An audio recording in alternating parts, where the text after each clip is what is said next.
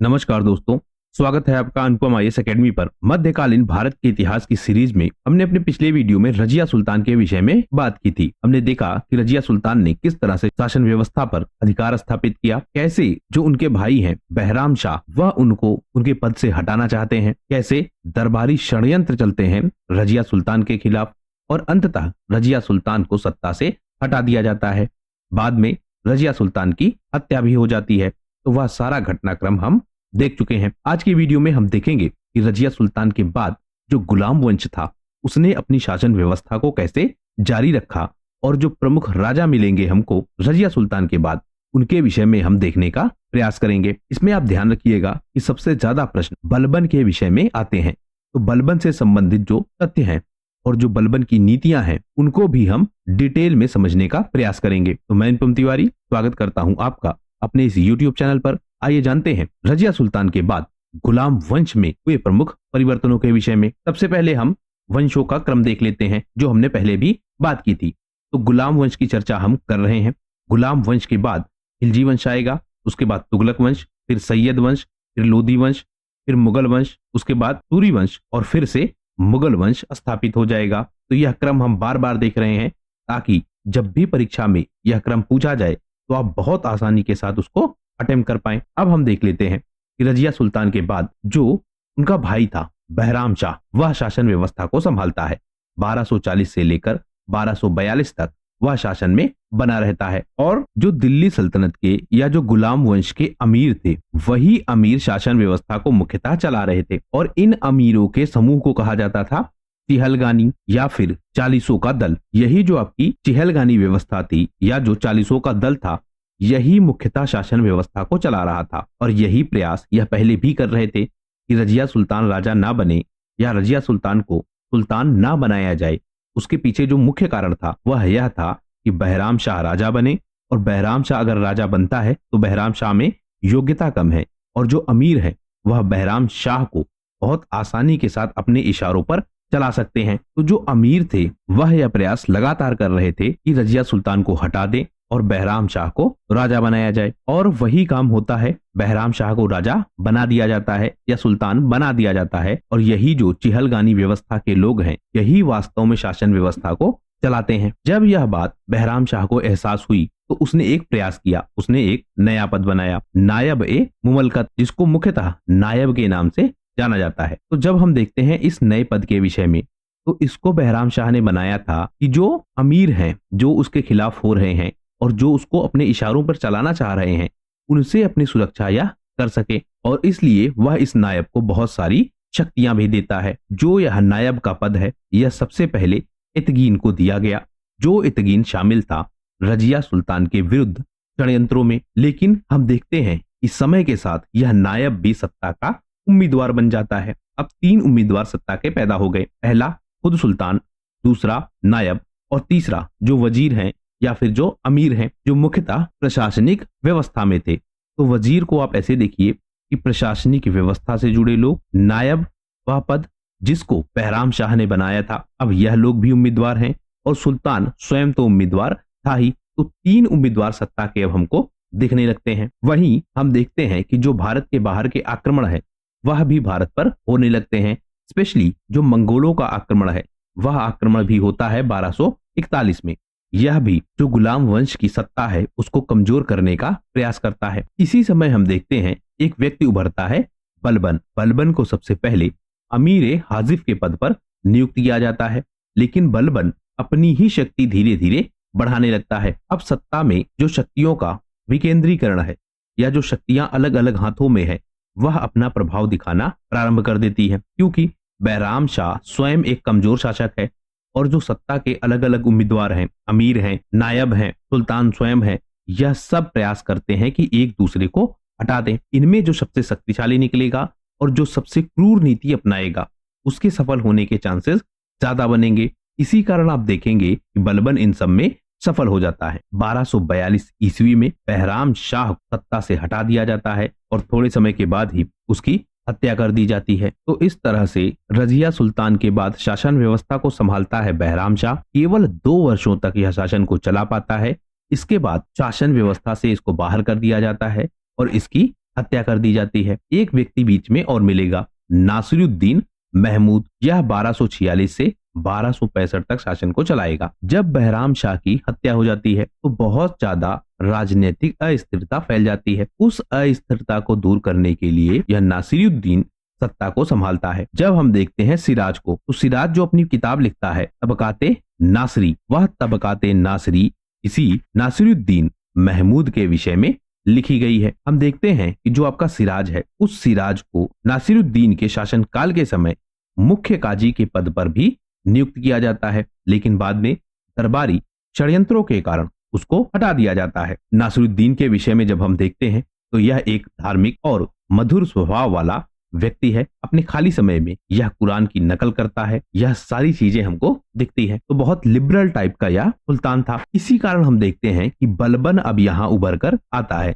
आप शासनकाल देख रहे होंगे कि 1246 से लेकर 1265 तक चल रहा है, लेकिन वास्तविक जो सत्ता है वह बलबन के हाथों में थी। मतलब सुल्तान के रूप में नासिरुद्दीन भले ही नियुक्त था, लेकिन शासन को चला रहा था बलबन, और बलबन बहुत क्रूर था। उसकी नीतियां बहुत कठोर थी। इस बलबन को 1249 में नासिरुद्दीन ने उलूग खां की उपाधि दी थी और इसको नायबे मुमलकत का पद दिया था। तो 1249 में इस बलबन को नासिरुद्दीन स्वयं अधिकार देता है कि वह प्रशासनिक व्यवस्था को चलाए। नासिरुद्दीन के समय ही हम देखते हैं कि जो बलबन की नीतियां हैं वह ज्यादा प्रभावशाली होने लगती है। इसी कारण से जो भारतीय मुसलमान है वह एक अलग दल बनाते हैं और बलबन का विरोध करने लगते हैं। तो भारत में मुस्लिमों के खिलाफ ही मुस्लिमों का ही एक अलग दल बनता है बलबन के समय, या हम कहे नासिरुद्दीन के समय, क्योंकि सुल्तान है नासिरुद्दीन बलबन के हाथों में, लेकिन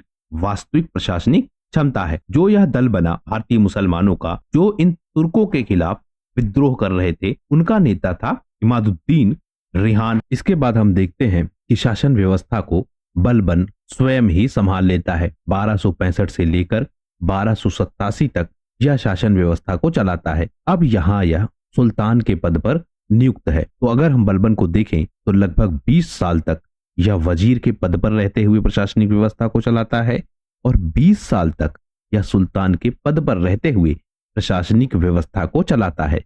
लेकिन आप ध्यान रखिएगा कि जब यह वजीर के पद पर भी था तब भी प्रशासनिक व्यवस्था में इसकी ही ज्यादा भूमिका थी। तो कुल मिलाकर लगभग 40 सालों तक बलबन शासन व्यवस्था को चलाता है। बलबन का जो वास्तविक नाम था वह बहाउद्दीन था और यह इलबारी तुर्क था, अर्थात यह उन तुर्क जातियों से कनेक्टेड था जो 11वीं और 12वीं शताब्दी में भारत आए थे। तो इलबारी तुर्की जातियों का एक समूह है जो मध्य एशिया से भारत में आया था। इसी कारण हम देखते हैं कि बलबन इलबारी वंश की स्थापना करता है। तो अगर आपसे पूछा जाए कि वह कौन सा व्यक्ति है या वह कौन है जिसने इलबारी वंश की स्थापना की थी, तो वह बलबन है। और वह क्योंकि यह खुद इलबारी तुर्क था। बलबन के विषय में भी जब हम देखते हैं तो काफी पीछे से इसकी जानकारी हमें मिलती है। 1233 में जब इल्तुतमिश ने ग्वालियर को जीता था, जिसके बाद इसने रजिया सुल्तान के नाम पर सिक्के भी चलवाए थे, और जब उसने ग्वालियर को जीता था तो उसी समय बलबन को दिल्ली में खरीदा था एज ए गुलाम। तो गुलाम के तौर पर बलबन को सबसे पहले खरीदा गया था।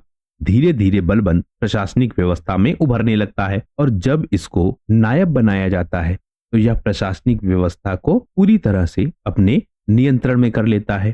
तो 40 सालों तक हमने देखा कि बलबन का प्रशासनिक व्यवस्था में हमको योगदान दिखता है। तो यह दिल्ली सल्तनत का एक ऐसा व्यक्ति है जो सुल्तान ना होते हुए भी सुल्तान के छत्र का उपयोग करता था, और बलबन ही दिल्ली सल्तनत में वह पहला व्यक्ति है जो सुल्तान के अधिकारों के बारे में, उसके दायित्वों के बारे में काफी विस्तृत रूप से बताता है। यह प्रिंसिपल सेट करता है कि एक सुल्तान के लिए क्या क्या नियम कानून होने चाहिए। हालांकि इसके नियम कानून हमको बहुत कठोर दिखते हैं, लेकिन वैचारिक रूप से हमको यह समझना होगा कि बलबन ही वह पहला व्यक्ति है जिसने सुल्तानों के लिए एथिकल वैल्यूज सेट करने का प्रयास किया। और बलबन ने जो नीति चलाई उस नीति को कहते हैं रक्त एवं लौह की नीति। तो बलबन द्वारा चलाई गई नीति रक्त एवं लौह की नीति है। इस नीति को हम डिटेल से समझते हैं। जो यह बलबन की नीति है, इस नीति के तहत यह माना जाता है कि सैन्य शक्ति के बल पर, अर्थात सेना के बल पर और कठोर निर्णय सुल्तान को लेने चाहिए। और यह कहता था कि जब तक सैन्य शक्ति मजबूत नहीं होगी और राजा के निर्णय मजबूत नहीं होंगे या राजा के निर्णय कठोर नहीं होंगे, तब तक वह अपनी प्रशासनिक व्यवस्था को नहीं चला पाएगा। लेकिन इससे पहले आप ध्यान रखिए, यह बलबन उभरा किस तरह से है। इसने प्रशासनिक व्यवस्था को लगभग 40 सालों तक चलाया है और सुल्तान बनने से पहले भी यह 20 सालों तक प्रशासनिक नियंत्रण को देख रहा था। मतलब 20 साल सुल्तान बने बिना और 20 साल सुल्तान बनकर।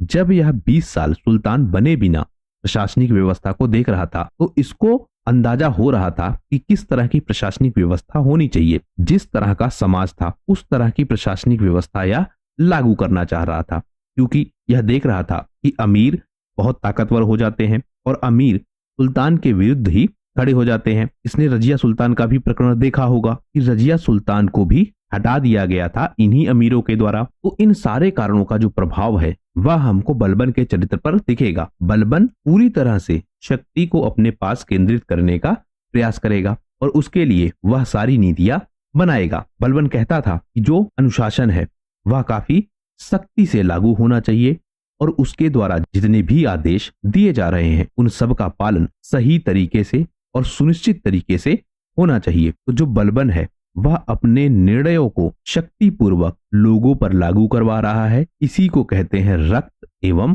लौह की नीति। आवश्यकता क्या है ऐसी नीति की? तो जो राजनीतिक अस्थिरता फैल रही थी, हमने पीछे भी देखा कि बार बार राजनीतिक अस्थिरता फैल रही थी, उस राजनीतिक अस्थिरता को शक्ति के बल पर ही रोका जा सकता है, ऐसा बलबन की मान्यता थी। इसके अलावा जो स्थानीय शक्तियां हैं, राजपूत हैं, कुछ अन्य जनजातियां हैं, जो समाज के अन्य लोग हैं, कुछ अन्य साम्राज्यिक व्यवस्थाएं भी हैं, वह सब विद्रोह ना करें, वह सब बलबन की जो शक्ति है उसको कमजोर ना कर पाए।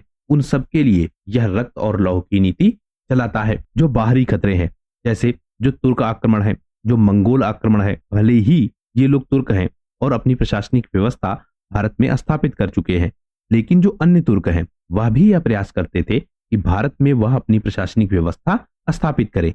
इसके अलावा मंगोल भी लगातार अपनी प्रशासनिक व्यवस्था का या अपने साम्राज्य का विस्तार कर रहे थे। तो मंगोल भी भारत पर आक्रमण ना कर पाए, उसके लिए बलबन को यह आवश्यकता हुई कि वह रक्त और लौह की नीति चलाए। बलबन यह पूरी कोशिश कर रहा था कि जो शक्ति है उसका केंद्रीकरण हो जाए और वह प्रयास कर रहा था कि वही शक्ति का केंद्र हो, उसके पास ही सारी शक्तियां हो, क्योंकि जब भी शक्तियां अन्य लोगों के पास पहुंच रही हैं तो वह साम्राज्य के विरुद्ध ही खड़े हो जा रहे हैं। तो बलबन यह प्रयास कर रहा है कि पूरी शक्ति उसी के पास हो। तो नीति का परिचय आपने देख लिया कि बलबन की जो नीति है रक्त एवं लौह की, वह नीति क्या है? जो सारी शक्तियां हैं वह बलबन के पास हो, बलबन जो भी आदेश दे उसको हर हालत में लागू करवाया जाए। और आवश्यकता क्या है?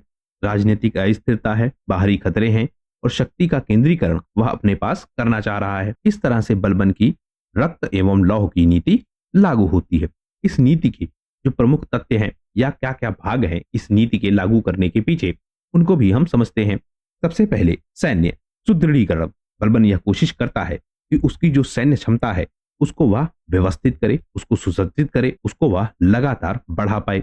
इसके लिए वह सैनिकों के जो वेतन है, उनके जो भत्ते हैं, उन सब में सुधार करता है और कोशिश करता है कि जो सैन्य व्यवस्था के लोग हैं वह उसके प्रति निष्ठावान रहे। उस सैन्य व्यवस्था का सुदृढ़ीकरण करने का प्रयास है बलबन की रक्त एवं लौह नीति का। दूसरा कठोरता। कठोरता में यह देखता है कि अगर कोई विद्रोह करता है, कोई शासन के खिलाफ खड़ा होता है, तो उसके खिलाफ कठोर कार्रवाई की जाए, उसको सख्त से सख्त सजा दी जाए, जिससे किसी भी बगावत को, किसी भी विद्रोह को तुरंत कुचल दिया जाए। तो इसकी नीति बहुत कठोर है। कोई भी यदि साम्राज्यिक व्यवस्था का या सुल्तान का या उसके निर्णयों का विद्रोह करता है तो उसके खिलाफ कठोर कार्रवाई हो और तुरंत उस विद्रोह को समाप्त किया जाए। जो कानून व्यवस्था है उस पर यह प्रयास करता है कि जो भी कानून बना है उसको शक्ति से लागू किया जाए, अपराध के लिए कठोर से कठोर सजा दी जाए। जो लोग भी शासन के खिलाफ खड़े होने का प्रयास करते हैं उनके मन में डर पैदा किया जाए और यह साबित किया जाए कि सुल्तान ही सर्वशक्तिमान है, सुल्तान ही सबसे योग्य है और सुल्तान के खिलाफ कोई खड़ा नहीं हो सकता है। इसका प्रभाव क्या पड़ा? जो बलबन की नीति है, अगर हम उसको देखें तो बलबन की नीति का सबसे पहला प्रभाव तो यह पड़ा कि जो विद्रोह हो रहे थे, वह विद्रोह कम हो गए। दूसरे, जो सत्ता का विकेंद्रीकरण हो रहा था वह विकेंद्रीकरण रुक गया। अब कोई सत्ता के खिलाफ खड़ा नहीं हो रहा था और इससे अंततः जो दिल्ली सल्तनत है उसको काफी स्थिरता मिली।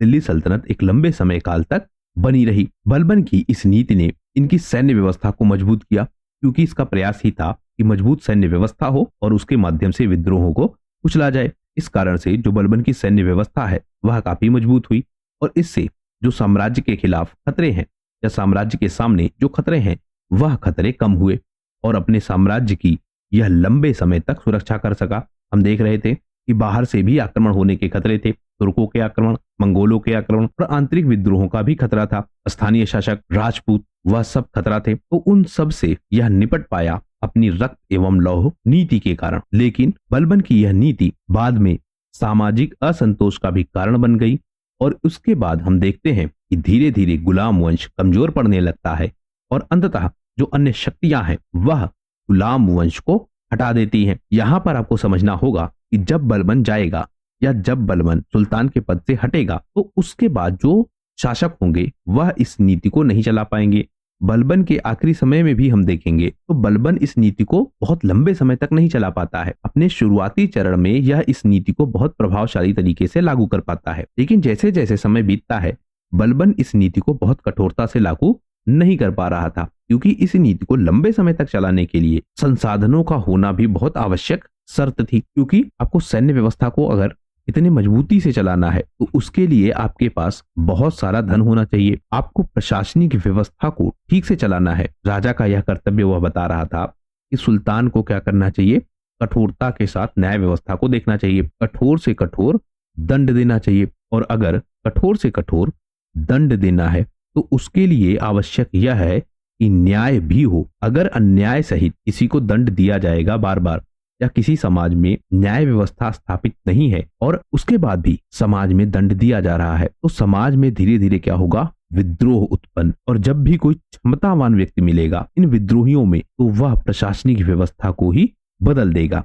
यह एक तरह का नियम है। इतिहास में जब आप लंबे समय तक पढ़ेंगे तो ऐसे परिवर्तन आपको देखने को मिलेंगे। तो जो शासन व्यवस्था है वह कठोर हो, लेकिन जो न्याय की व्यवस्था हो वह उचित हो तो प्रशासनिक व्यवस्था को चलाया जा सकता है। लेकिन अगर न्याय की व्यवस्था ठीक नहीं है तो प्रशासनिक व्यवस्था को लंबे समय तक नहीं चलाया जा सकता है। न्याय की व्यवस्था में भी आप ध्यान रखिए कि इसके लिए भी आपको संसाधन चाहिए, अलग अलग डिपार्टमेंट चाहिए, गुप्तचर व्यवस्था अच्छी होनी चाहिए, जो प्रशासनिक कर्मचारी हैं उनकी भी संख्या काफी होनी चाहिए, जिससे पूरी प्रशासनिक व्यवस्था ठीक से चल सके। तो बलबन का जो आखिरी समय आएगा या बलबन के शुरुआती समय को अगर हम छोड़ दें तो जो बाद का समय है बलबन का, उसमें गुलाम वंश कमजोर पड़ा।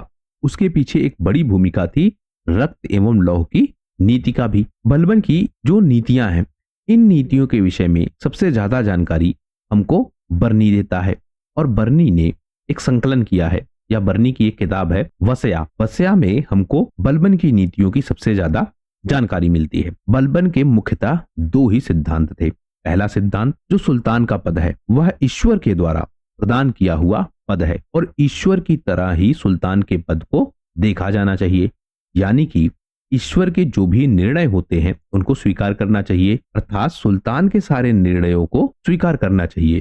तो इसने सुल्तान के पद को ईश्वर के पद के साथ जोड़ दिया और इस पुस्तक में हमको मिलता है बलबन की विचारधारा के विषय में। यह कहता है कि सुल्तान पृथ्वी पर ईश्वर का प्रतिनिधि है और उसका स्थान केवल पैगंबर के पश्चात है। तो पैगंबर के बाद कोई अगर है तो वह सुल्तान है। दूसरा, इसकी नीति का जो भाग है वह कहता है कि सुल्तान जो होना चाहिए वह निरंकुश होना चाहिए, उस पर कोई अंकुश ना हो, उसके निर्णयों पर कोई रोक टोक ना लगा पाए। और जब भी आप ऐसी प्रशासनिक व्यवस्था देखेंगे जिसमें प्रशासक निरंकुश है तो आप विद्रोह जरूर देखेंगे। हो सकता है कुछ समय के लिए यह निरंकुश शासन व्यवस्था चलती रहे, क्योंकि जब भी निरंकुश शासन व्यवस्था होगी तो अपने जो शुरुआती चरण है उस शुरुआती चरण में वह अपना प्रभाव दिखा पाएगी, लेकिन जैसे जैसे समय बीतेगा इसका प्रभाव कम होता रहेगा। यही समस्या हमको बलबन की नीति के साथ भी दिख रही है। बलबन कह रहा है कि सुल्तान का निरंकुश होना आवश्यक है। बलबन स्वयं को यह दिखाता था कि जो फिरदौसी का शाहनामा है और उस शाहनामा में एक वंश का वर्णन है, अफरा सियाब, इसके साथ साथ जो ईरानी व्यवस्था के आदर्श हैं, तो अफरासियाब वंश के सिद्धांत ईरानी व्यवस्था के जो आदर्श हैं, उन आदर्शों को यह स्थापित करेगा और उनको स्थापित करने के लिए यह किसी भी सीमा तक निरंकुश हो सकता है। तो बलबन की नीति के दो सिद्धांत, सुल्तान ईश्वर के पद के बराबर है और सुल्तान का निरंकुश होना एक आवश्यक शर्त है। तो इस तरह बलबन की नीतियां हम देख पाते हैं। बलबन ने हालांकि बहुत सारे प्रशासनिक परिवर्तन भी किए, जैसे इसने फारसी पद्धति पर अपने दरबार का गठन किया, जो जागीरें थी उन जागीरों की जांच करवाई और इन जागीरों के विषय में हम देख पाते हैं कि एक परंपरा चल रही थी कि जो भी सेना में लोग हैं, जो सैन्य व्यवस्था को देख रहे हैं, उनके वेतन के रूप में जागीरें दी जाती हैं और उन जागीरों के माध्यम से वह लोग अपनी आय प्राप्त करते हैं। इसमें हम देखते हैं कि धीरे धीरे जो बहुत सारे सरकारी कर्मचारी हैं, उनको भी बहुत सारी जागीरें दे दी गई थी और इन जागीरों से अब जो उत्पादन है वह ठीक से नहीं हो रहा था। तो इसने क्या किया, जो सरकारी कर्मचारी हैं और जो सामान्य जागीरदार हैं, उनसे जमीनें वापस ली गई, उनको धन दिया गया। अब जागीरें केवल और केवल सैनिकों के पास होती थी, मतलब वेतन के रूप में जागीरें केवल अब सैनिकों के पास में होती थी, सरकारी कर्मचारियों के पास अब जागीरें नहीं थी और जो जागीरदार थे उनसे भी जागीरें छीन ली गई। हमने एक पद देखा नाइब का, जिसको बनाया गया और इसी पद की बदौलत कहीं ना कहीं बलबन भी बाद में उभरा था। इसने इस पद को समाप्त कर दिया और जो वजीर का पद है, क्योंकि यही लोग विद्रोह कर रहे थे सुल्तानों के खिलाफ, वजीर के पद को महत्वहीन कर दिया, मतलब उसका महत्व काफी घटा दिया। नाइब जैसा जो पद है उसको समाप्त कर दिया। सैन्य व्यवस्था में जो लोग योग्य नहीं है, मतलब सैन्य व्यवस्था में वह बने हुए हैं लेकिन लड़ने के योग्य नहीं है, उन सब को इसने पेंशन दी और पेंशन देकर उनको सेवा मुक्त कर दिया। इससे यह सैन्य व्यवस्था की क्षमता को बढ़ाता है। जो चालीसा था या जो चालीसा दल था, उसने भी विद्रोह किया था, उस दल को भी इसने समाप्त कर दिया। तो ऐसी सारी व्यवस्थाएं जो बलबन की सुल्तानिक व्यवस्था को या बलबन के सुल्तान पद को चैलेंज कर रहे थे, उन सारी व्यवस्था को इसने समाप्त किया। इसने ऐसी व्यवस्थाएं बनाई जो केवल और केवल इसके नियंत्रण में रहे। तो इसने ऐसी सेना की स्थापना की जो सदैव तत्पर हो। तो सैन्य व्यवस्था से भी इसने लोगों को हटाया, चालीसा को समाप्त किया, नायब का पद समाप्त किया, जो अमीर हैं जिनके पास जागीरें हैं उनसे जागीरें छीनी और पूरी शक्ति अपने कंट्रोल में ले आया। राजनीतिक परिवर्तनों में देखें तो इसने एक विभाग की स्थापना की, बरीदे मुमालिक। यह गुप्तचर विभाग था जिसकी स्थापना बलबन करता है। इसके माध्यम से जो सामंत हैं, उन सामंतों की जो गतिविधियां हैं उन पर यह नजर रखने लगा। जो मंगोल हैं इनसे भी खतरा था, तो इनके लिए एक अलग विभाग बनाया। विभाग का नाम दीवाने अर्ज। दीवाने अर्ज की सहायता से यह मंगोलों का सामना कर सकता था। इसने इमादुत मुल्क को अपना मंत्री बनाया, इसका सेना का मंत्री, और उस पद का नाम क्या है, दीवाने आरिज। तो दीवाने आरिज के रूप में इमादत मुल्क को नियुक्त किया और उसे एक उपाधि भी दी, रावते अर्ज। इसने कुछ परंपराएं भी चालू की, जैसे सिजदा। सिजदा मतलब घुटने पर बैठकर सुल्तान के सामने या किसी के सामने सर झुकाना। दूसरा पाबोस। पाबोस मतलब सुल्तान के चरण चूमना। ऐसी प्रथाओं की यह शुरुआत करता है और यह प्रथाएं अब दरबार में चलने लगती है। इससे भी यह यही स्थापित करना चाह रहा है कि सुल्तान का पद ईश्वर के पद के बराबर है। हालांकि इस प्रथा के विषय में हम देखते हैं कि यह मूलतः ईरानी प्रथा थी और इस प्रथा को मूलतः गैर इस्लामी समझा जाता था। इस्लाम में भी आप ध्यान रखिए, इस्लाम का उदय हुआ अरब में और अरब से जब यह इस्लाम बाहर फैला तो कई तरह से फैला। एक तो जो इनके प्रचारक थे उन्होंने इस्लाम को फैलाया, और एक हमने बार बार चर्चा की है गाजी की भावना। गाजी की भावना के तहत जब इस्लाम फैला, मतलब शक्ति के बल पर जब इस्लाम फैला, तो इसने अपने साथ बहुत सारी बुराइयों को भी फैला दिया। वह व्यवस्थाएं जो मूल इस्लाम व्यवस्था में नहीं थी, वह व्यवस्थाएं भी फैलने लगी इस्लामिक व्यवस्था के रूप में जब यह शक्ति के बल पर फैलाया जाने लगा। इसी तरह जो यह सिजदा की व्यवस्था है, पाबोश की व्यवस्था है, यह इस्लामी व्यवस्था नहीं थी, लेकिन ईरान की प्रथाओं में यह हमको मिलता है, क्योंकि यह अपने दरबार में ईरानी व्यवस्था को स्थापित कर रहा था। तो इसने इस परंपरा को भी प्रारंभ कर दिया। इसी क्रम में इसने नौरोज भी प्रारंभ किया। नौरोज ईरानी नववर्ष है, तो ईरानी व्यवस्था को यह अपने साम्राज्य में फैलाता है और नौरोज की भी शुरुआत करता है। भ्रष्टाचार को रोकने के लिए भी इसने ख्वाजा नामक एक अधिकारी की नियुक्ति की। इसने सेना में नगद वेतन देने की व्यवस्था की। जो सैन्यकर्मी युद्ध लड़ने लायक नहीं थे उनको वेतन देकर सेवा मुक्त कर दिया। बलबन के समय हम यह भी देखते हैं कि 1279 ईस्वी में जो बंगाल का क्षेत्र है वहां पर एक सूबेदार है नुगरिक खान। नुगरिक खान ने विद्रोह किया। नुगरिक ने मुइजुद्दीन की उपाधि धारण की और अपने नाम के सिक्के चलवाए, अपने नाम का खुतबा पढ़वाया। अब यह दो काम कर रहा है, सिक्के भी अपने नाम के चलवा रहा है और खुतबा भी अपने नाम का पढ़वा रहा है। इससे यह बलबन से विरुद्ध होना चाह रहा है और मूलतः अगर हम समझें तो अपनी स्वतंत्र प्रशासनिक व्यवस्था यह स्थापित करना चाह रहा है। तो बंगाल का क्षेत्र हम देख रहे हैं कि शुरू से ही बार बार दिल्ली सल्तनत के विरुद्ध विद्रोह करता है। हालांकि इस विद्रोह को दबाया गया और जो विद्रोही हैं उनको मृत्युदंड दे दिया गया। लेकिन जो उत्तर पश्चिमी क्षेत्र है भारत का, वहां से जो मंगोल हैं उनका खतरा अभी भी बना हुआ था। इस खतरे से निपटने के लिए बलबन ने एक दुर्ग श्रृंखला बनवाई, मतलब बहुत सारे दुर्ग बनवाए। कहां पर?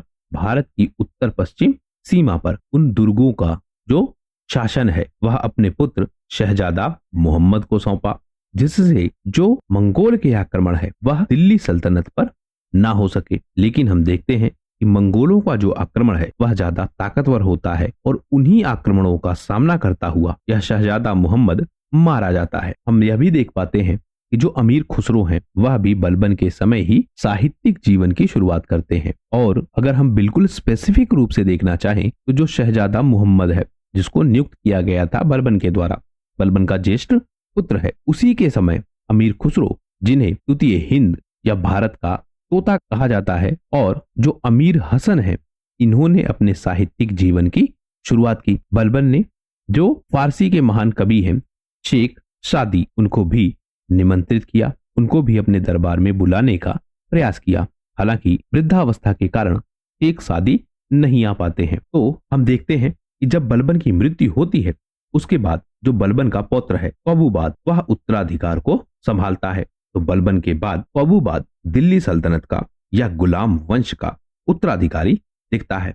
अब हम देखते हैं क़बूबाद के विषय में। 1287 से 1290 तक यह शासन को चलाता है। क़बूबाद एक विलासी व्यक्ति है, जिसके कारण जो इतिहास में बार बार होता आया है कि जब भी राजा विलासी है साम्राज्य का विघटन होना तय है। तो क़बूबाद एक विलासी व्यक्ति है। जो प्रशासनिक व्यवस्था है उसमें अराजकता फैल जाती है। जो दरबार के अमीर है वह दरबार में संघर्ष करने लगते हैं, दरबारी गुटबाजी होने लगती है और अंततः धीरे धीरे जो गुलाम वंश है वह अपने पतन की ओर जाने लगता है। एक चीज हम देखते हैं क़बूबाद के विषय में जो पूछी जा सकती है, इसने एक विभाग की स्थापना की, दीवाने अर्ज। दीवाने अर्ज एक सैन्य विभाग है और यह विभाग बनाया गया था जिससे मंगोलों के जो आक्रमण है उनको रोका जा सके। क़बूबाद के विषय में हम देखते हैं कि जो अमीर विरोध कर रहे थे, दरबारी अमीर, उन्हीं अमीरों में से एक अमीर होता है आरिजे मुमालिक मलिक फिरोज या फिर जलालुद्दीन। यह क़बूबाद की हत्या कर देता है और राजगद्दी पर अपना अधिकार कर लेता है। इस तरह से हम देख पाते हैं कि जो गुलाम वंश है उसका अंत हो जाता है। अब जो शासन व्यवस्था है वह अमीरों के हाथ में है। धीरे धीरे आप पाएंगे कि इन अमीरों से जो शासन व्यवस्था है वह खिलजी वंश के लोग हथियाएंगे। तो इस तरह से हमने देखा कि गुलाम वंश का विकास कैसे हुआ, उसका अंत किस प्रकार से हुआ वह भी हमने देखा। बलबन की जो नीति है वह नीति भी हमने ठीक से देख ली। इसी क्रम में हम देखते हैं कि डॉक्टर A.V. हबीबुल्ला बताते हैं कि जो बलबन की नीति है यह सुदृढ़ता का युग है। बलबन ने अपने समय में जो प्रशासनिक व्यवस्था अपनाई, जो राजनीतिक नीतियां चलाई, उनके कारण जो दिल्ली सल्तनत है वह एकजुट हो सका और इन्होंने शब्द इस्तेमाल किया कंसोलिडेशन। तो यह कहते हैं कि बलबन का काल कंसोलिडेशन का काल था। जब हम इतिहासकार K.A. निजामी को देखते हैं तो यह भी बलबन का उल्लेख एक अभिनेता के रूप में करते हैं। तो इस तरह से हमने गुलाम वंश को पूरा देख लिया है। अब हम आने वाली वीडियोस में खिलजी वंश को ठीक से देखेंगे। आशा करता हूं यह वीडियो आपकी परीक्षा के लिए उपयोगी होगा। वीडियो यदि पसंद आया हो तो प्लीज शेयर कीजिए अपने दोस्तों के साथ, सब्सक्राइब कीजिए इस चैनल को। आपका हमसे जुड़ने के लिए बहुत बहुत धन्यवाद। आपका दिन शुभ हो।